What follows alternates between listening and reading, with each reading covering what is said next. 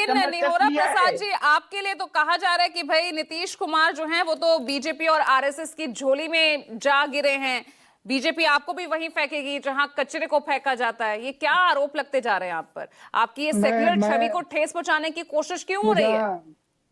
पूजा जी, मैं ये कहूं कि आरजेडी वैसे कांग्रेस के झोली में चला गया है जो पिछड़ों का 55 साल तक केंद्रीय सेवाओं में आरक्षण नहीं दिया, वैसे लोग के झोली में चला गया। आरक्षण चोरी तो किया। अरुण जी, आपको भी कहना पड़ेगा क्या? आरक्षण का दायरा बढ़ाया गया। नहीं, अगर आप एक्सेप्ट नहीं करते किसी दूसरे का इंटरवीन ना, तो आपको भी करने का अधिकार नहीं है, प्लीज। आरजेडी वैसे कांग्रेस के झोली में चले गए जो देश में तानाशाही लाया, संविधान को समाप्त किया, हिंदुस्तान के नागरिकों के मौलिक अधिकार को छीना, न्यायपालिका को अधिकार को सीमित किया।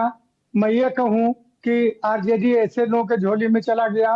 अब एक सवाल क्राइम का उठाया, मैं आंकड़ा तो नहीं दूंगा लेकिन 2-3 उदाहरण मैं दूंगा बिहार का, शायद अरुण जी भी नहीं जानते होंगे। देश में आजादी के बाद पहली बार किसी राज्य के हाई कोर्ट का मुख्य न्यायाधीश ने एक राज्यपाल को पत्र लिखा होगा कि मेरे जान का खतरा है, मेरे परिवार का खतरा है जान पर, अगर मुझको कुछ हो जाए तो हमारे परिवार को कलकत्ता पहुंचा दीजिएगा। किसका राज था? आदरणीय लालू यादव जी का राज था।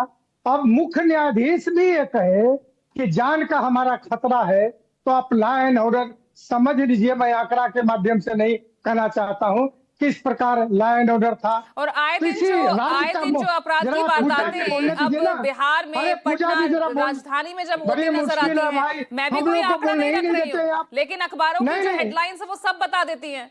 उस पर क्या कहेंगे?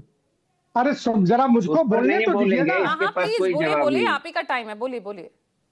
हाँ, मैं दूसरी बात ये कहता हूँ कि 1992 में बिहार के मुख्यमंत्री आदरणीय लालू यादव गया से लौटने के बाद कहा कि मैं भी सुरक्षित नहीं हूँ, और जिस राज्य का मुख्यमंत्री सुरक्षित नहीं हो, ये कहता हो उस राज्य का लॉ एंड ऑर्डर के बारे में अब समझ जाइए। जिस राज्य का मंत्री हो, हम राष्ट्रपति को पत्र लिखे कि हमारे परिवार और हमारे जान का खतरा है, सुरक्षा दीजिए। जहाँ सीएम आवास के बाहर गोलियां थोड़ा सा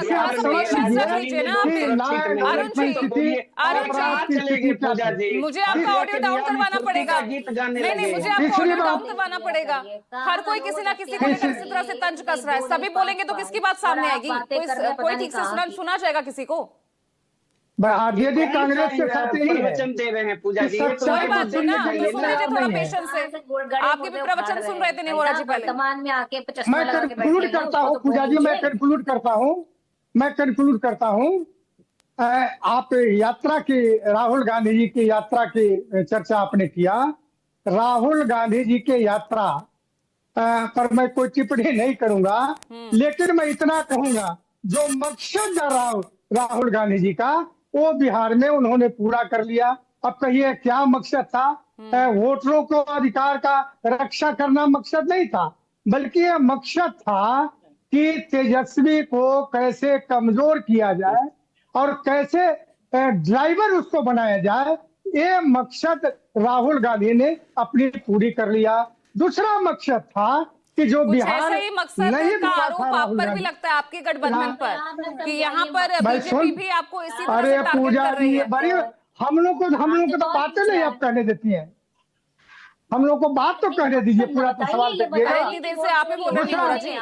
आपके किसी आदमी का नाम नहीं। प्रियंका जी प्लीज बीच में नहीं, प्लीज गुजारिश है आपसे। दूसरी बात मैं कहना चाहता हूँ कि राहुल गांधी जी बिहार घूमे नहीं थे, बिहार के सड़कों को नहीं देखा था, बिहार के और वातावरण को नहीं देखा था। ये देखकर काफी प्रसन्न हुए कि आदरणीय नीतीश कुमार जी ने बिहार को बनाया है, और तेजस्वी यादव को एहसास करा दिया कि देखो कैसे बिहार को नीतीश जी ने विकास किया है। तो अपने राजेश भट्ट सरदर्द तो बन गया है ना।